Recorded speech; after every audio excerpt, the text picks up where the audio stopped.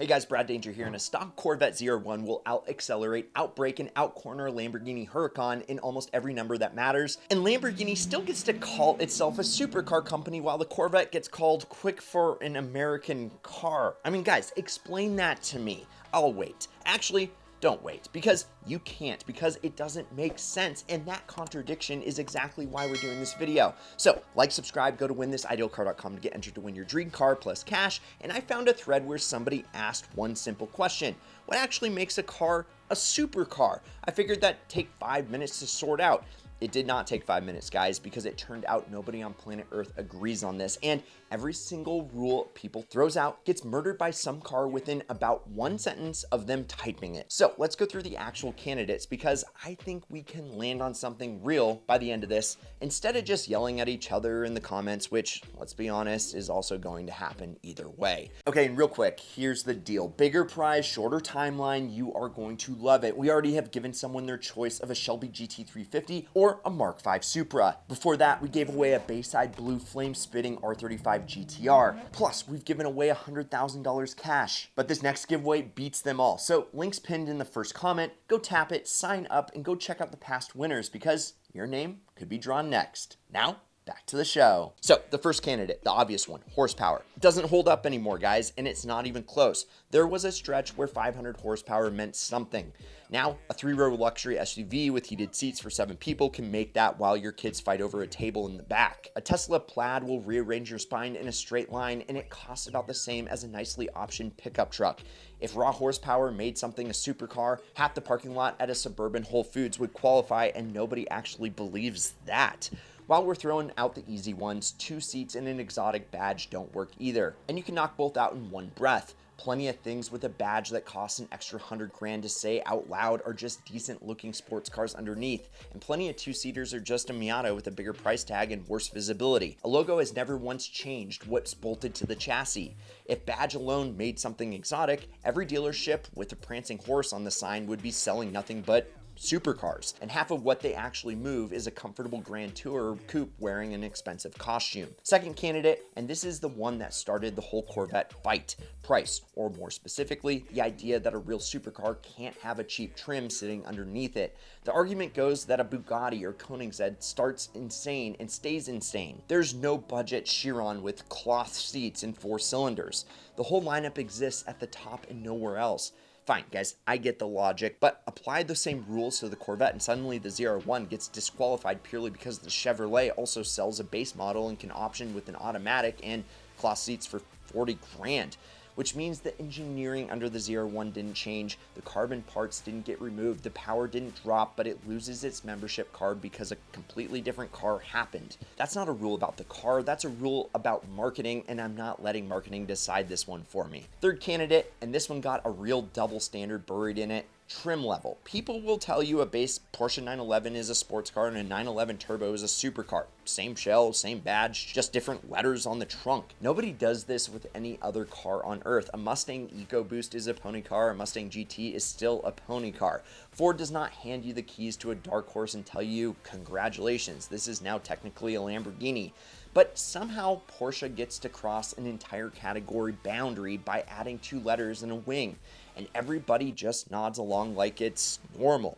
It's not. If trim level alone can promote a car into a whole new species, the word supercar doesn't mean anything. It's just a sticker price with extra steps. Fourth candidate, exotic layout. Engine behind you instead of in front of you. The whole mid-engine thing, this one actually gets somewhere until you run into cars like the Audi R8. Same chassis, same shape, same mid-engine layout in both versions, and yet a huge chunk of people will call the V10 R8 a supercar and treat the V8 R8 like it's just fast. Audi, identical bones, different engine. So apparently layout alone isn't the answer either, because if it were, both versions would get the same verdict, and they don't, do they? Fifth candidate, and honestly this is where things start to click: the poster test. Would a 14-year-old put this thing on their bedroom wall? Sounds dumb, works better than every spec sheet argument we just went through. I mean, a Countach, obviously, an F40, obviously, a McLaren F1, come on. Now, put an Aston Martin DB9 next to those. Gorgeous car, genuinely fast, absurdly expensive, and it still doesn't quite land the same way because the DB9 wants to carry you across 3 countries in leather comfort, and The Countach wants to embarrass your marriage. Different job, the Aston Martin is built to be a grand tour, comfortable enough to actually live with. And that comfort is precisely what keeps knocking it out of supercar territory in most people's heads, even though the numbers are right there. Mission matters more than horsepower, and a car built around comfort first is playing a different game than a car built around spectacle first, no matter how close the lap times end up. Same fight shows up with the Nissan GT-R, our first giveaway car. And I already know I'm about to lose friends over this one. I mean, back seats, a trunk you can actually use, a car you can drive to a job interview and then straight to a track day without changing a single thing about your plans. It'll embarrass cars costing 4 times as much on a road course, and it does it while carrying your golf clubs. Some of you will tell me that practicality alone disqualifies it, that a real one of these can't also double as a grocery getter. I think that's kind of backwards. The GT-R being usable doesn't make the engineering underneath any less unhinged. It just means Nissan built something genuinely exotic and then had the audacity to make it livable too, which should be a point in its favor and not a strike against it. Which gets into the part I think most people skip completely. None of this can be judged by today's standards. It has to be judged against the era the car came out of. A Lamborghini Miura doesn't get demoted because a modern Golf R would smoke it away at a stoplight. That would be insane. The Miura was outrageous for 1966, full stop, and outrageous relative to what else existed in the actual bar, not outrageous relative to a hot hatch built 60 years later with launch control and all-wheel drive.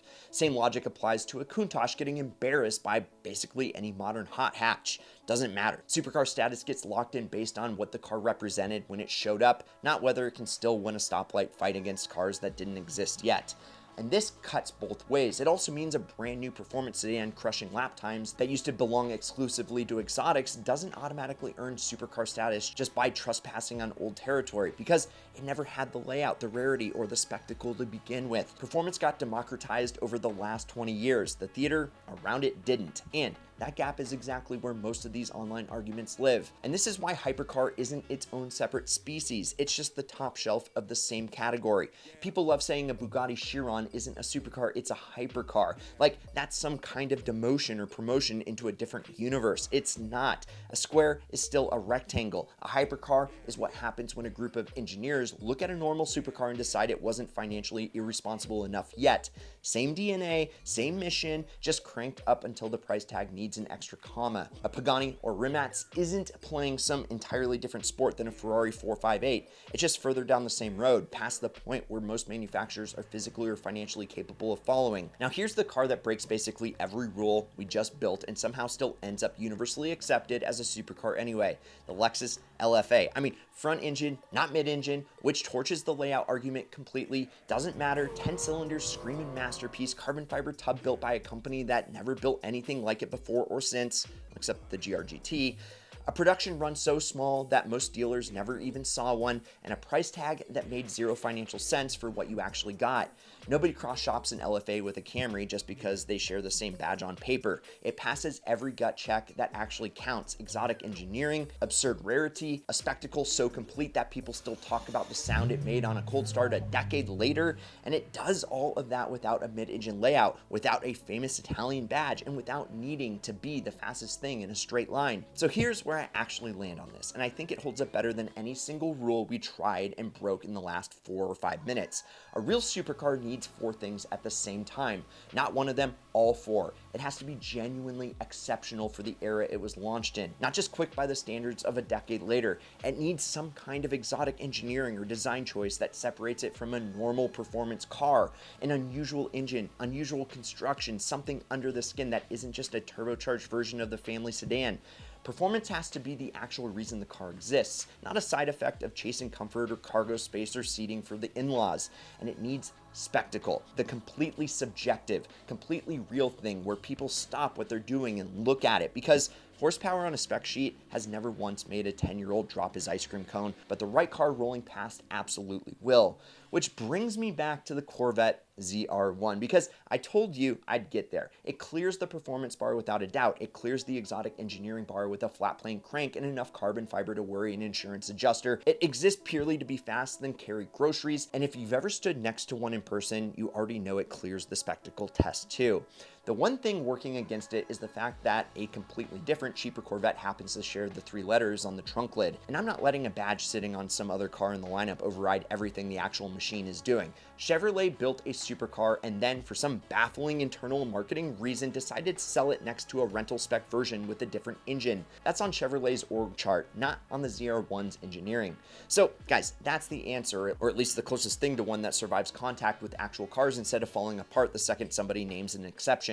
It's not horsepower, it's not price, it's not layout, it's not a badge, it's all 4 of those categories hitting at one time, judged against the moment the car showed up, not against whatever's fast this year. And no, I'm not gonna pretend this makes that scientific, because it's not. And anybody promising you a clean mathematical formula for this is selling you something. Cars are the one category where an argument with no perfect answer is still worth having, because the arguing is half the reason any of us watch these videos in the first place. So are you gonna agree or agree to disagree with me? Tell me about the GT3 RS or the V10 or V8 R8 in the comments down below. I'll get the popcorn ready. Also, remember to go to winthisIdealcar.com to get entered to win your dream car plus cash. Like, subscribe so we hit 2 mil by the end of the year. Check out some of these Ideal vids. I'm Brad Danger, this is Ideal, and promise me one thing: keep living the ideal lifestyle.